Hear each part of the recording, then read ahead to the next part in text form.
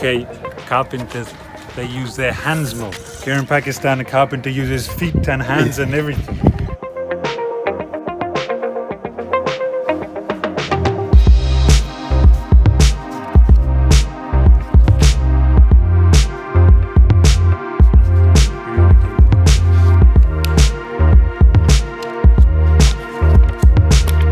मुझे नालो स्टीव आहे मां हिते सिंध में ई प्राइवेट स्कूल में कमु कंदो आहियां ऐं मुंहिंजो असली तालुक़ आहे UK ऐं वेल्स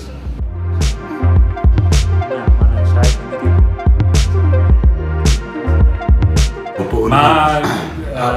2010 में आयो पाकिस्तान में पहिरियों दफ़ा असांजे पहिरियों में तुर्की ईरान में हिन सां घुमण पोइ ईरान खां बाद मां पाकिस्तान में आयो ऐं मां काफ़ी टाइम में कराची में रही ऐं तक़रीबन सॼो सिंध में घुमण सेवन ऐं हैदराबाद सांगल जे पास में लारकान में पोइ कुझु टाइम खां बाद में मां मुलाक़ात थी वियो आहे हिकिड़ी NGOs जो ऐं मां हिननि जी स्कूल में वॉलंटरी बेसिस में मां कमु शुरू कयो अंग्रेज़ी पढ़ाई 2010 खां मां हिते आई कमु कंदो आहियां सिंध में मुंहिंजो पंहिंजी तालीम में फिज़िक्स में आहे पोइ मां ॿारनि जो फिज़िक्स जो पीरियड्स बि वठंदा मुंहिंजो पंहिंजी शौक़ु बि आहे मैथ्स में ऐं थोरो घणो अंग्रेज़ी बि पढ़ाईंदो छाजे लाइ पंहिंजी माद्री ज़बान बि अंग्रेज़ी मां त पाण प्रिंसिपल बि आहे बाक़ी पोइ बि क्लास टीचर आहे 9th क्लास जी आहे पंहिंजी क्लास में तक़रीबन 7 शागिर्द आहे और मैट्रिक क्लास में मां काफ़ी पीरियड्स वठंदा छाजे लाइ मैट्रिक में उहो बि फिज़िक्स जो सब्जेक्ट हूंदो आहे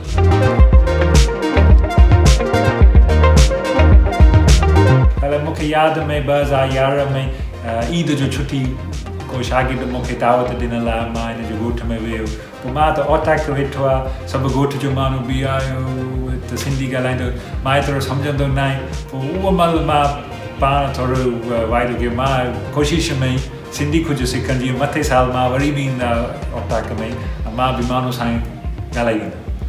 पोइ हाणे त असांजी एॾो तकलीफ़ न आहे पोइ बि फ़ोन में कॾहिं कॾहिं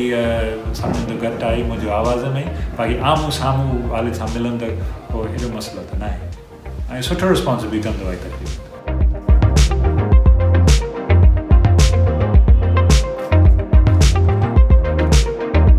हीअ मैट्रिक क्लास आहे असां मां पाण हिते फिज़िक्स में पढ़ाईंदो आहे बाक़ी अॼुकल्ह में कोरोना वायरस जे लाइ हुकूमत में मोकिल कयो आहे पोइ हाली फ़िलहाल ॿार न ईंदो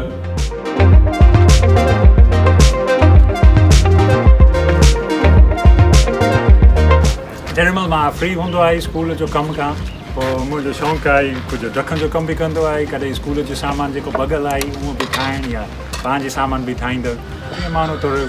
पार्क जे टाइम में कुझु दिमाग़ बि फ्रेश थींदो कुझु जिस्म जो वर्जिश बि हूंदो आहे कॾहिं कॾहिं उहो बि अगरि शागिर्द जी शौक़ु आहे उहो बि ईंदो मूंखे मदद करणी उहो बि ख़ुदि पंहिंजी सामान बि ठाहिण में असां वटि शागिर्द बि पंहिंजी टेबलूं बि ठाहियो आहे पंहिंजी मुख़्तलिफ़ सामान बि ठाहियो आहे मूंखे हिते ख़ासि में सिंध में ई ॾाढो मज़ो बि आहे हिते सिंध जो मशहूरु बि आहे महिमान नवाज़ी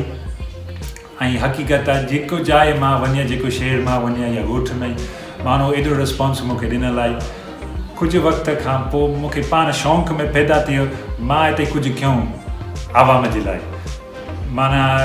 मुख़्तलिफ़ मुल्कनि में टूरिज़म में बिज़नेस हूंदो आहे हिते हाली फ़िलहाल सिंध में एॾो बिज़नेस न आहे छाजे लाइ जेॾी महिल त अंग्रेज़ में ॻोठ में वञे माण्हू हिनखे ओटाक में रही हिनखे मानी बि ॾींदा हिते बिज़नेस न आहे पोइ मां पाण सोच मथां मां थोरो अंग्रेज़ी पढ़ाई कुझु टाइम में को प्राइवेट स्कूल या को NGOs जो स्कूल में कुझु वक़्त जे लाइ माना महीनो 2 महीने जे लाइ हाणे मूंखे लॻा हाणे 10 साल थी वई अञा ताईं मां हिते आहियां